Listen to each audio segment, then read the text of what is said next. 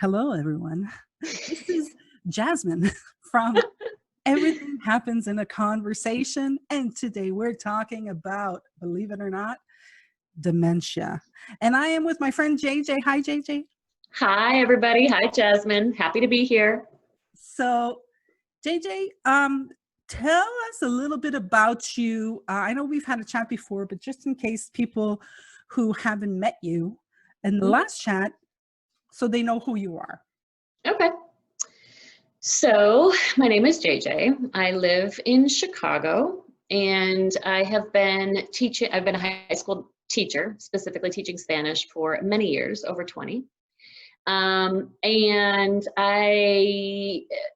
so, have really gotten interested in coaching, specifically transformative coaching, and Jasmine and I are in the same program. And because I'm really, really interested in the mind and the nature of the mind and the nature of thought and sort of our human experience.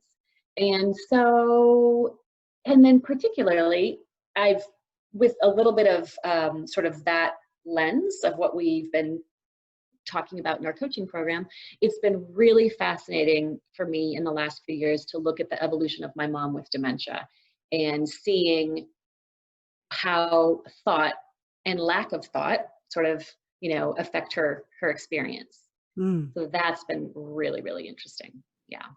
Yeah, and for those of you who don't know about me, well, JJ said it. We're both into Super Coach Academy right now. We're doing transformative coaches. We love doing it. We love understanding that part. And the reason why I wanted to have this conversation with JJ is because we both related. When we first met, we both went, oh yeah, my mom had dementia. And she's like, oh, my mom has dementia. So we both related in that respect. And so my mother had dementia for, I think she started in 2013 when it was first starting out. And so I was taking care of her. I was spending a lot of time with her. I was, taking care of her bills and taking care of miscellaneous things that she needed to be taken care of. And in 2016, it got a little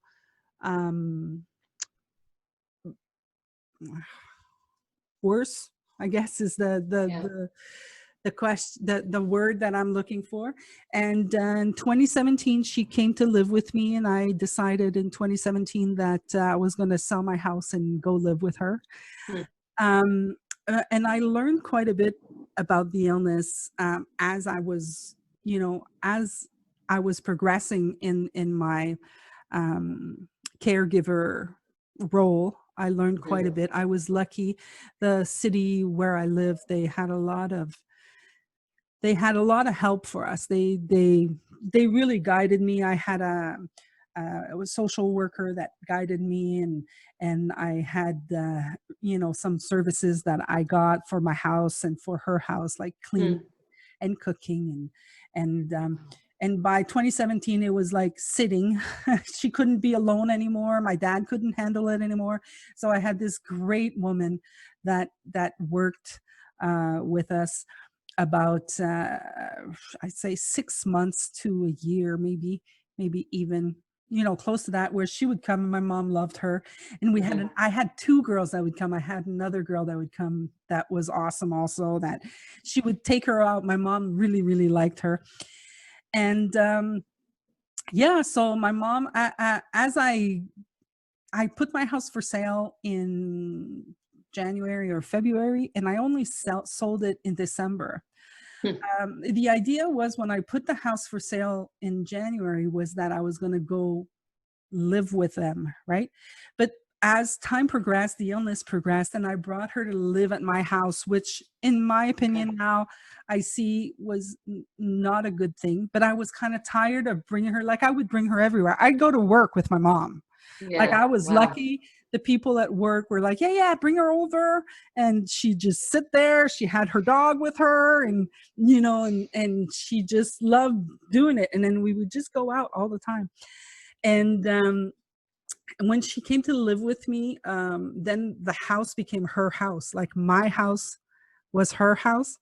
And when I moved, it really did a big shock for her. Yeah. It was a very, very big shock for her. And I couldn't handle her. I couldn't do it anymore. First of all, I was burnt out and everything. And so I put her in a home, and then she was like, no, I don't want to live here, and I don't want to live.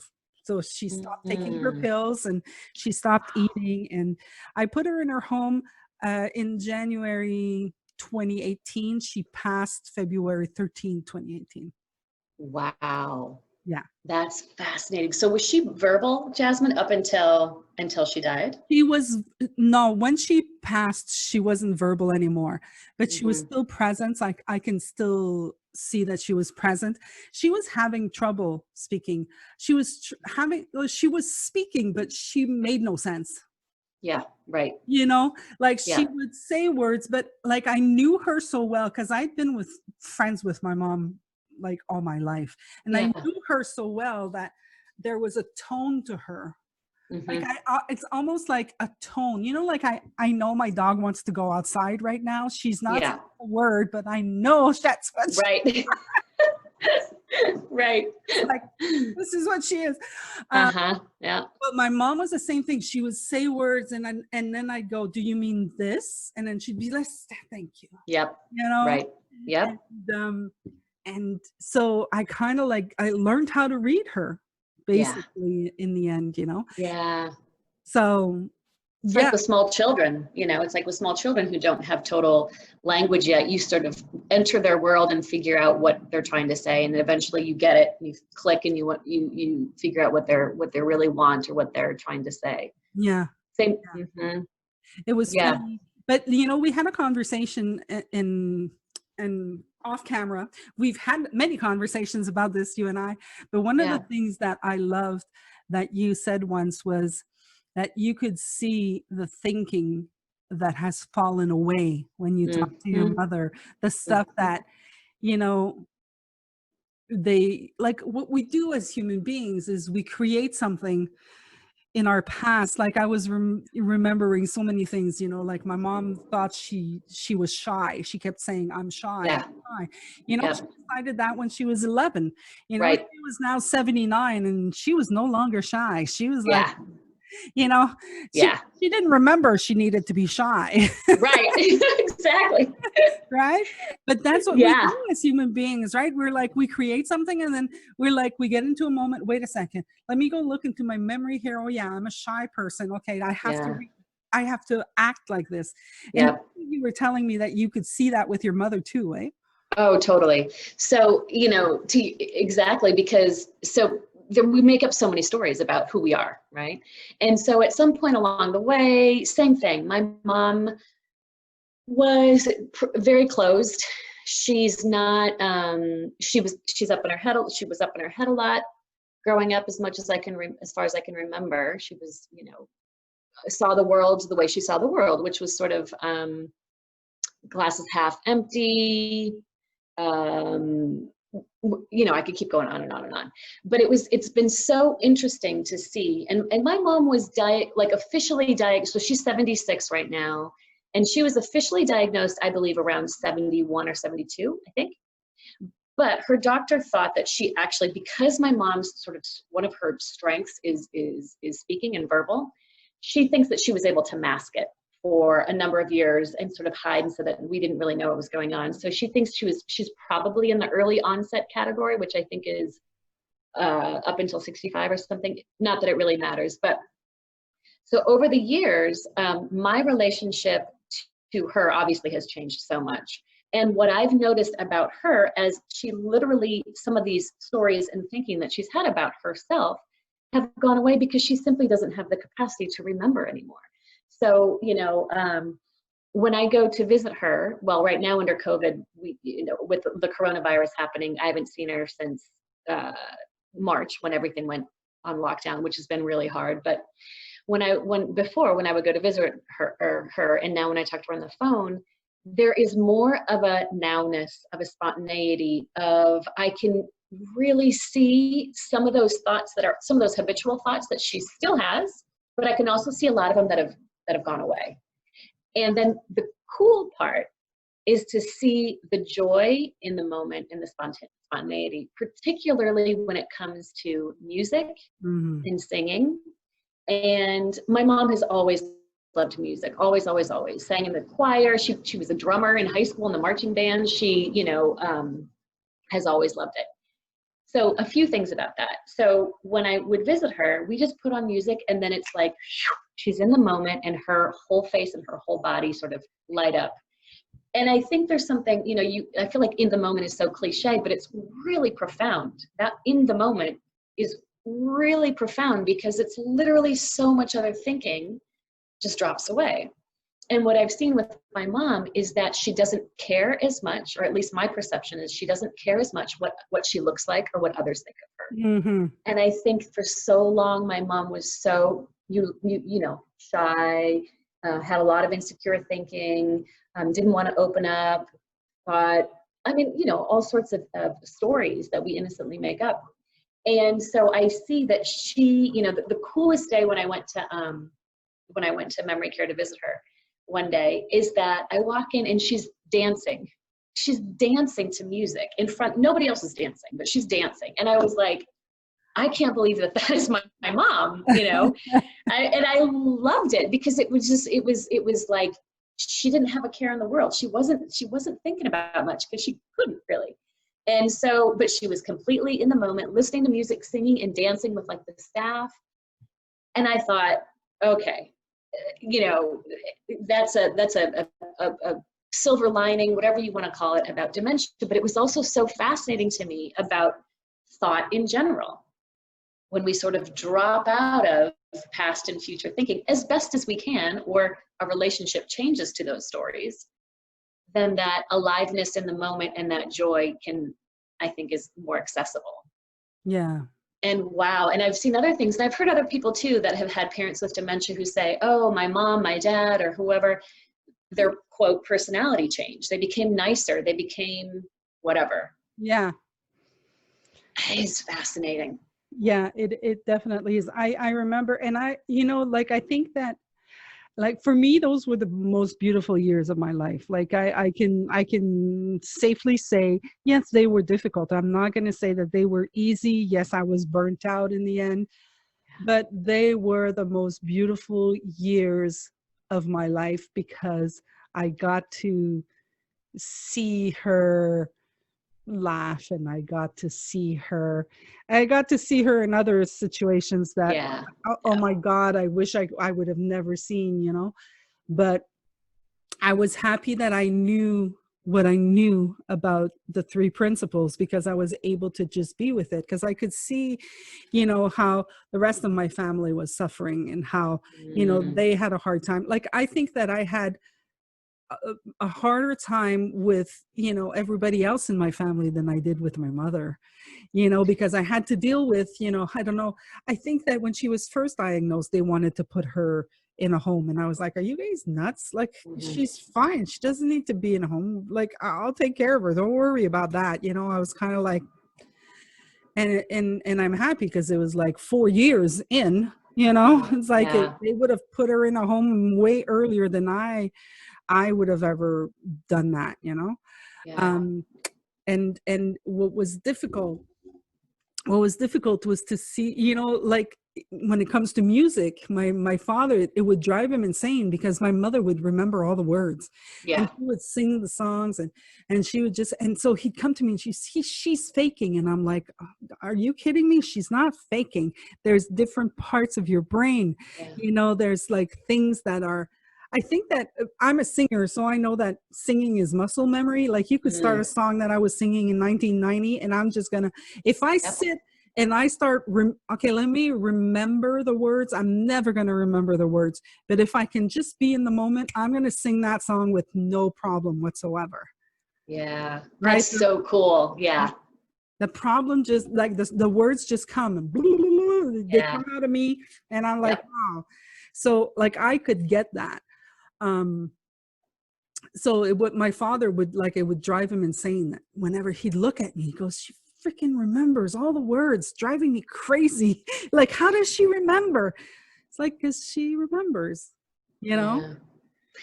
Well, I think it's so cool because it points to the I think it's like you said, I think it's a different part of the brain that music goes in, but I think it also it speaks to the power of music, that it's associated, like it is sort of transcendent. It can be transcendent and sort of take you out of your head, you know, when you're playing, when you're singing, when you're listening to music.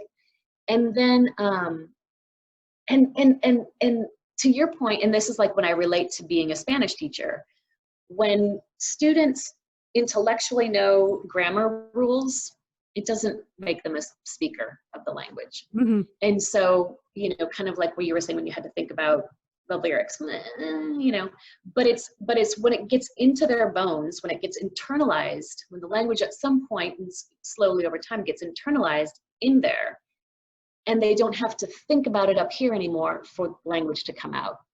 And so that's what, you know, when you said that about music, made me think of relating it to acquiring another language.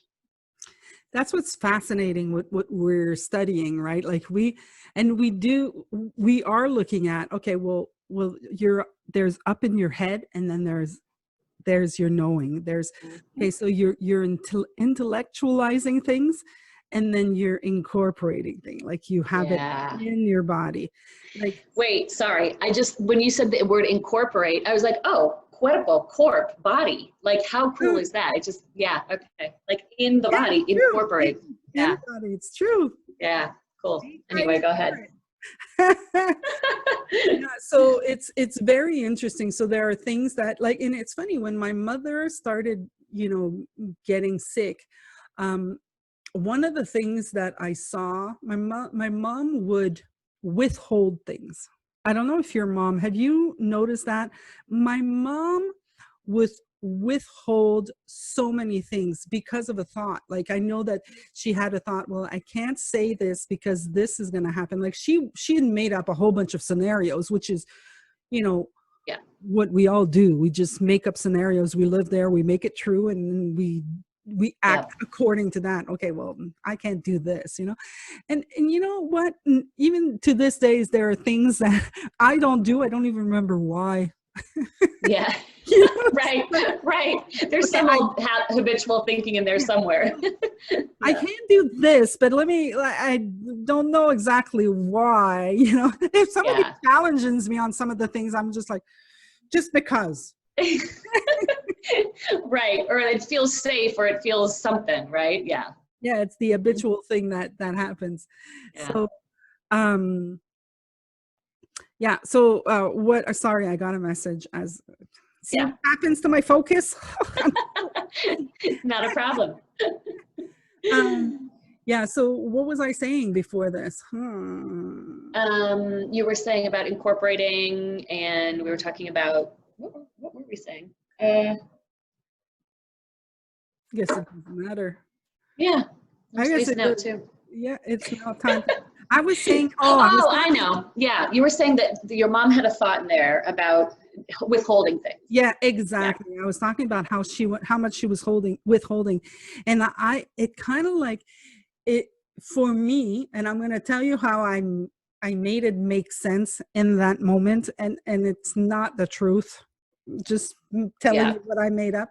Yeah. But it was kind of like she was now 79 or 78 or 77, whatever, you know, and she had withheld so many things that her memory was just like, I'll delete, you know. She did a memory dump, and it was kind of like, okay, I'm done, you know. Wow. I can't do it. Like, she just couldn't anymore, you know. It was kind of like, it felt like she was so stressed about, okay, well, I can't say that because this is going to happen. I can't say that because this is going to happen. I can't say that because this is going to happen. I can't do this. I can't, you know, that there was so many things that she had created in her world and in her mind that at one point she just didn't have the strength to hold on to them anymore. You know, did she forget, or did she just sort of let them all go and verbalize them to you, or a mixture? She would just stop talking. She would just, okay. At one point she was just like, I was like, are you okay? Mm-hmm. You know, there was a long period of time where, because my dad is very, my dad is is a reactor. Like he's going to react. Something's going to happen. He's going to react to it. Mm-hmm. Right. But Mm-hmm. for him, it's done. Once he's reacted, he's gotten it out of his Yeah. head. Yeah. He kind of like went, "Bleh. Yeah. Hey, how you doing?" Yeah. Right. Kind Yeah. of thing, you know? Yeah. But me and my mom, because I'm like that too, well, less and less, but like I knew that I had that side of my mom where I was like, you said that, it means this, and now Right. from now on, I'm not going to talk to you until a certain period. But for him, it's done. Right. Yep. Like for him. So like whenever she'd say something ridiculous, like, you know, like for example, we were talking, she looked at the dog and she said, I love this cat. And then my dad would be like, it's not a cat, Yeah. it's a dog. Yeah. Yeah. And then I look at him and I'd say, you know what? Like, she's as surprised as you are that she said cat. She knows that the word that came out of her mouth is the wrong word. Can you Right. just like, you got it, right? Exactly. Don't have Right. to correct her, right? Totally. And I would get angry in those moments. I have to. Mm-hmm. But Yeah. like really people, if you have someone in your life that has dementia or Alzheimer's, don't freaking correct them. Right. Just Right. let them be. Did you get it? Yep. Do you know she meant dog? Just go, okay, man, can you believe that every single day of their life, 24 hours a day, they're like wondering, is the right word going to come out of my mouth now? Yeah. Is today Right. the day I'm going to forget everything? Is today the day that they're going to put me away? Is today? That's what they're thinking Yeah. Yeah. constantly. I It's can relate. Oh, yeah. Go ahead. Mm-hmm. yeah, I just wanted to say that. Go ahead. What do you? Yeah, no, I can relate to everything you're saying. I can so relate. It's been a huge learning curve for me and my brother and my sister and, you know, and everybody.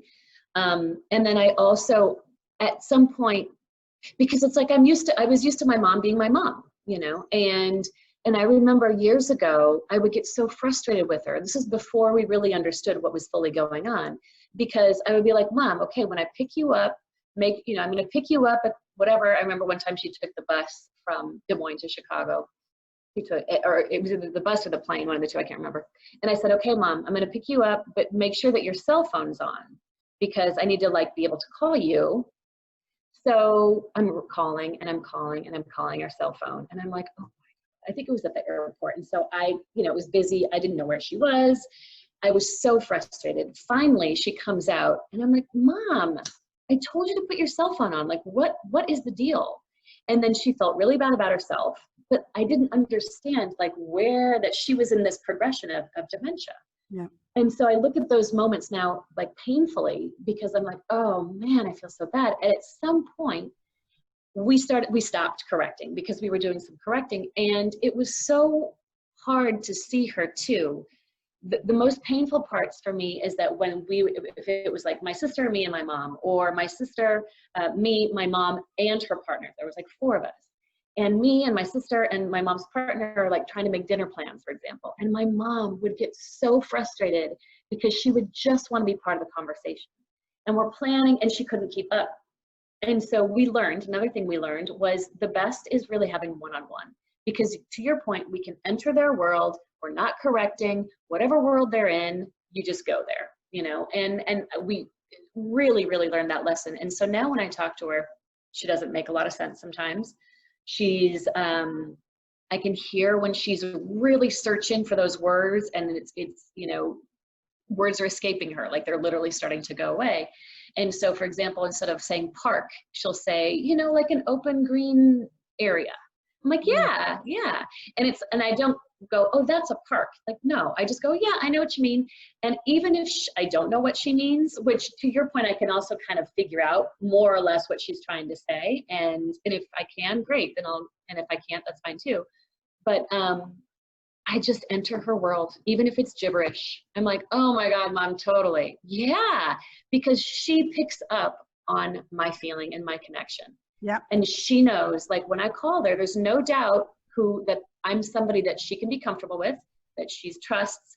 She sometimes calls me her best friend. Sometimes she calls me her cousin. Sometimes she doesn't remember my name at all. Oftentimes she doesn't, but it doesn't matter because she can be herself with me. Yeah, and that's beautiful.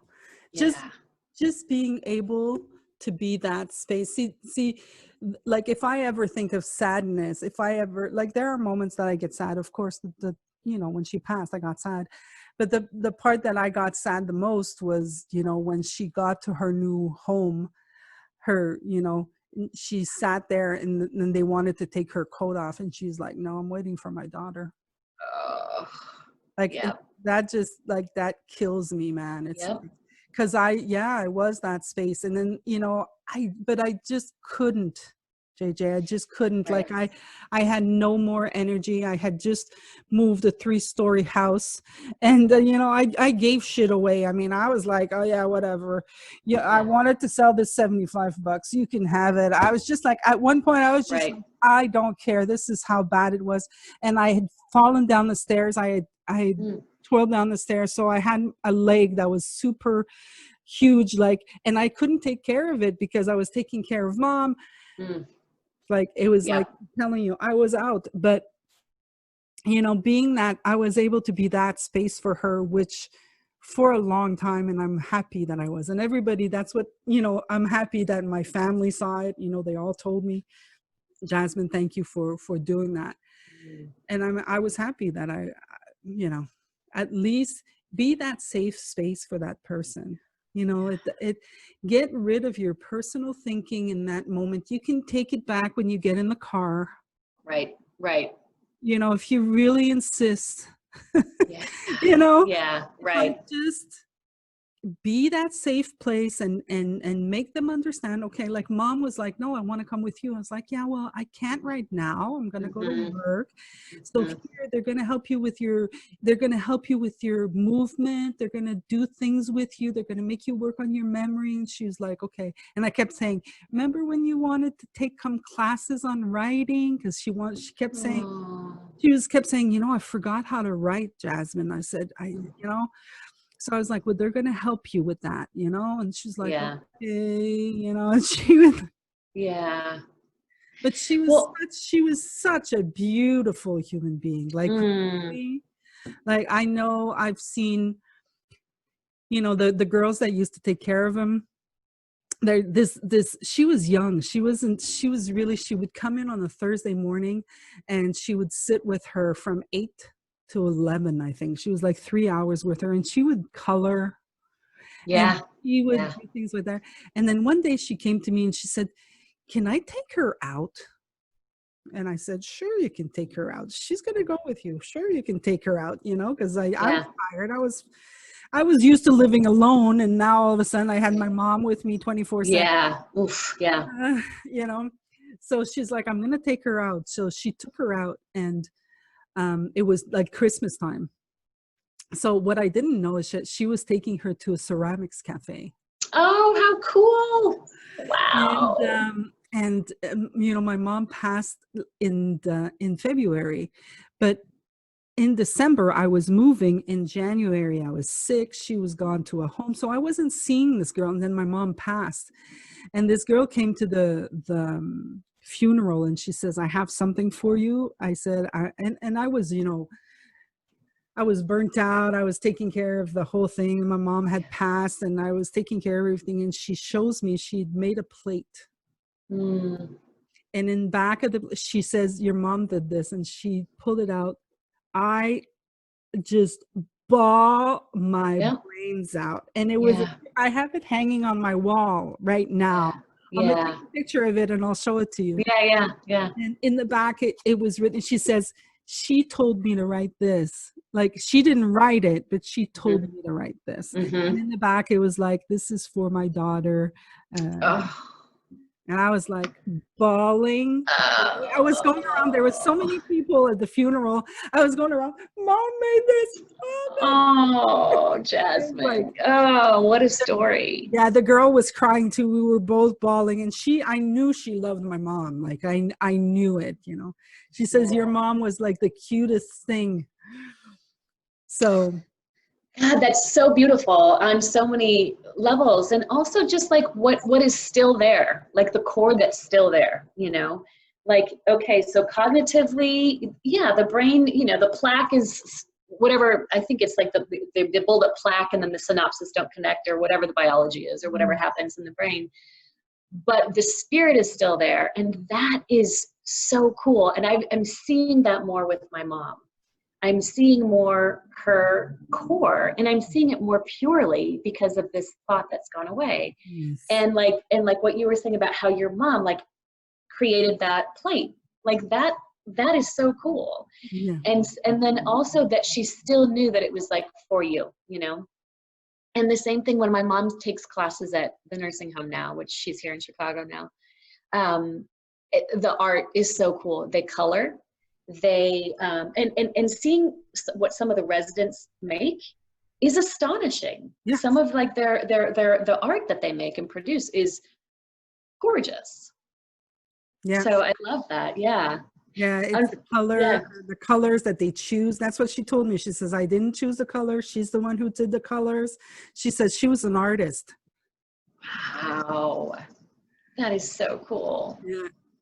I love that. Yeah. And it's really,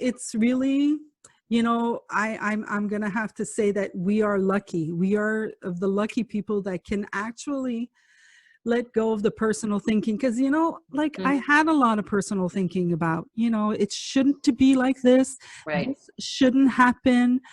This is a sick illness. Like, I can give you it all. I can give it all to you if you want, but that's not where the beauty is. Right.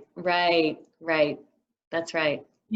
I could stay with this thinking, and I could keep feeding it, and look at my face. My face goes like already, like you can see it in my face what happens.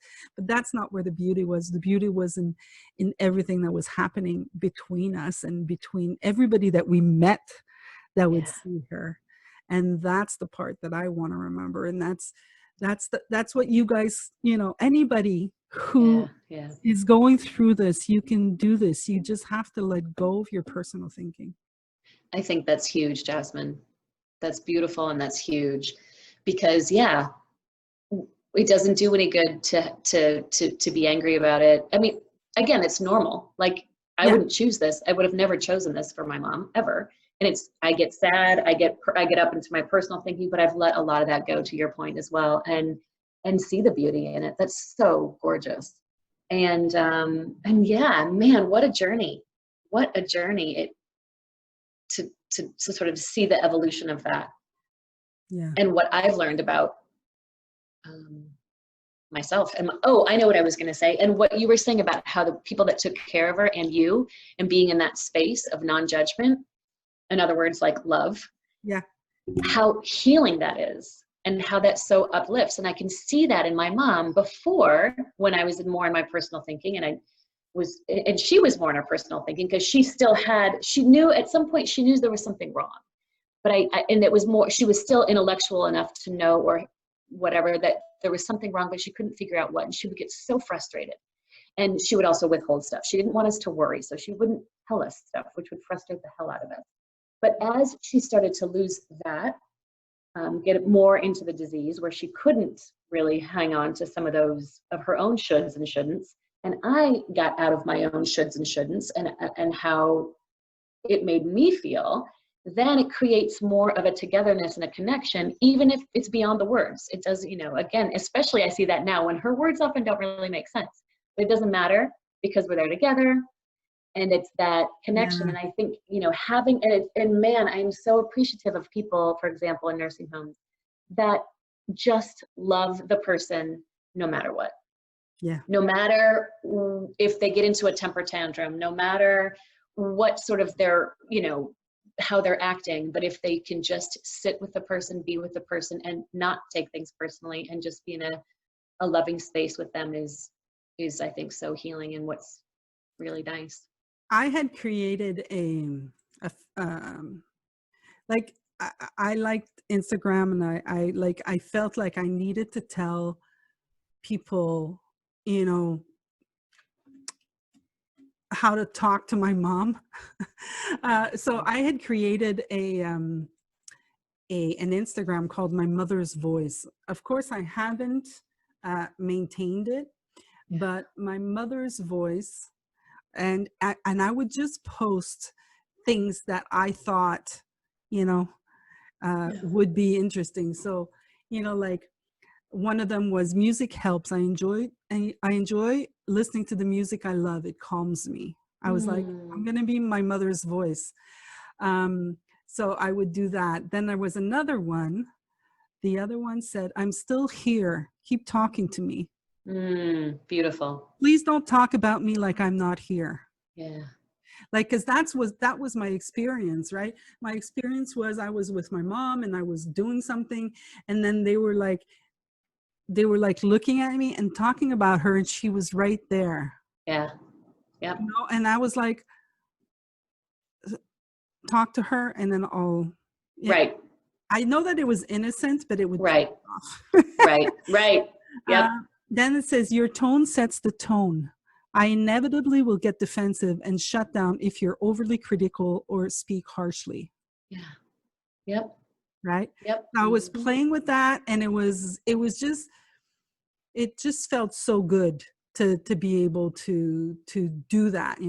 There's another one. I am worthy of respect. I need to feel that what I say and do matters. Yeah.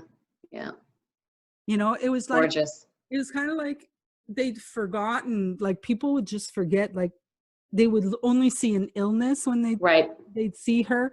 Yep. And that also is transformed for me, because I get how, when you don't know something, I know when I'd see people with Down syndrome, for example, I think, oh, can't talk to them. It'd just be unknown. Now I'm like, that's so not present for me anymore. Yep. Right. So yeah, I think that this was a fantastic conversation. Yeah, no, I so appreciate it. And I love what you're pointing to there, which is like the beyond the words, beyond the diagnosis, beyond the superficial, beyond what we see. And it's that the core of who they are, no matter if they have, if their speaking is bizarre, if they have whatever diagnosis. But yeah, that's really beautiful. Yeah. I'm looking to see if I have anything, because it looks like I have messages, but no. Okay. Okay, cool. So, well, this is great, Jasmine. And I just, it just makes me feel like if there's other people who are dealing with dementia, like I feel like stories can help so much. So like if there's anyone listening that's dealing with anybody with dementia, like I think it would be really cool to loop in and have another conversation with. Yes, definitely. Well, if anybody listening on the replay, because right now we have one person on live, I don't know who it is because I can't see. I know there's somebody there. If there are any questions following this conversation, please send it to us. We'll be happy to answer them. And if you want to talk to either of us, we're there. Yeah. We are reachable via Facebook and Instagram, both of us. Yeah. Right. Yeah. And if you want a second version, we're up for. Yeah. We're definitely. We'd love to have a chat with you. Oh, it's Rose. Hi, Rose. Somebody said it's me listening. So thank you, Rose, for listening. So everybody, thank you very much for listening in. Thank you, AJ, for coming. Thank you, Jasmine, for inviting. And it's been terrific. Yeah. And so, she's saying I'm watching.